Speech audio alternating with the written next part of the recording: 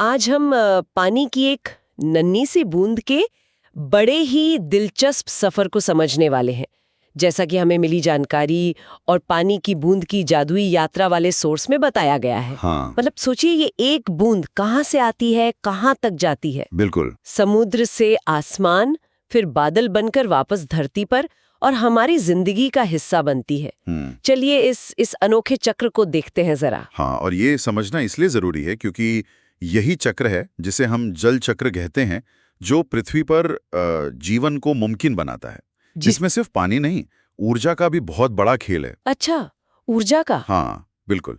इसी से हमारा मौसम, हमारी जलवायु तय होती है। हर बूंद का अपना रोल है इसमें। तो कहानी शुरू करें। मान लीजिए एक विशाल समुद्र है, बहुत गहरा। वहां हमारी एक बूंद है, लाखों करोड़ों दूसरी बूंदों के साथ लहरों पर। फिर आता है सूरज। हाँ, सूरज की गर्मी। उसकी गर्मी जब पानी पर पड़ती है तो जैसे गीले कपड़े धूप में सूखते हैं ना। हाँ, बिल्कुल वही। वैसे ये बूंद वो गर्मी सोखकर हल्की हो जाती है, भाप बन जाती है और ऊपर उड़ने लगती है। इसे ही वाष्पीकरण कहते हैं, है ना? सही, इवेपोरेशन। और ये सुनने में जितना आसान लगता है, इसमें ऊर्जा बहुत लगती है। सोचिए, अरबों बूंदों को भाप बनाना। हाँ, ये तो है। तो ये ऊर्जा बादलों में एक तरह से स्टोर हो जाती है, और फिर जब ये भाप ऊपर जाती है वायुमंडल में, वहां हवा ठंडी होती है। ऊपर तो ठंडा हो गई। हाँ, तो वहां एक और प्रोसेस होता है, संघनन, कंडेंसेशन। मतलब ये गर्म भाप ठंडी हवा से मिलकर वापस ननी ननी पानी की बूंदों में बदल जाती है। अच्छा। और ये बूंदें हवा में तैरती रहती हैं। हाँ।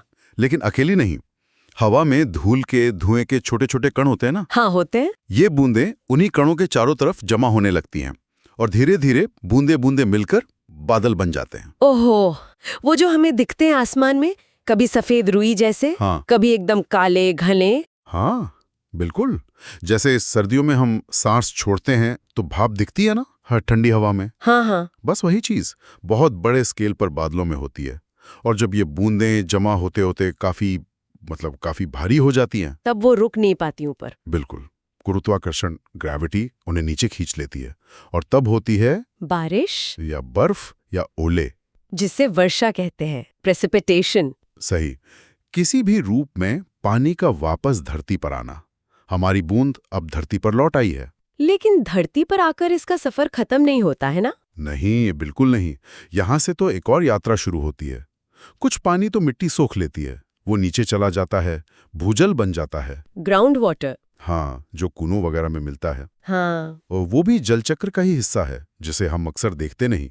बाकी पानी जमीन की सतह पर बहने लगता है, जैसे पहाड़ों से नीचे आता है, छोटी छोटी धाराओं में। हाँ बिल्कुल। फिर वो धाराएं मिलकर नदियां बन जाती हैं। तो हमारी बूंद अब नदी में बह रही है। हाँ, और ये नदी उसे कहाँ कहाँ ले जाती है। खेतों से गुजरती है, फसलों को पानी देती है, शहरों गांवों तक पहुंचती है, हमारी प्यास बुझाती है, नहाने, धोने, खाना पकाने, सब में काम आती है। बिल्कुल। ये सिर्फ पानी नहीं, ये तो जीवन का प्रवाह है। और बहते बहते ये धरती को भी बदलती है, घाटियां काटती है, मैदान बनाती है। और आखिर में ये नदी कहाँ जाती है? आखिर में ये लंबी यात्रा पूरी करके नदी इस बूंद को वापस वहीं ले जाती है जहां से ये चली थी, समुद्र में। हाँ, समुद्र में। तो ये चक्र पूरा हो गया, लेकिन खत्म नहीं हुआ। ये लगातार चलता रहता है। समुद्र से आसमान, आसमान से धरती, हाँ। धरती से वापस समुद्र। वाकई कमाल का है ये सफर। अरे। और कितना जरूरी है ये संतुलन। बिल्कुल सही कहा। और यही चक्र हमें पानी की कीमत समझाता है। जो हमें जानकारी मिली है उसमें भी यही बात है कि भाई, पानी को बर्बाद मत करो। हाँ, ये तो है। ये संसाधन सीमित है।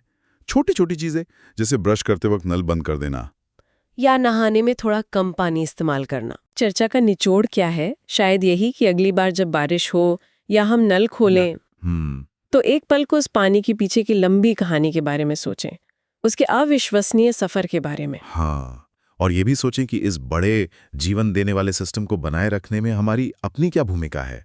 कितनी नाजुक है ये, और कितनी जरूरी। सोचने वाली बात है ये तो।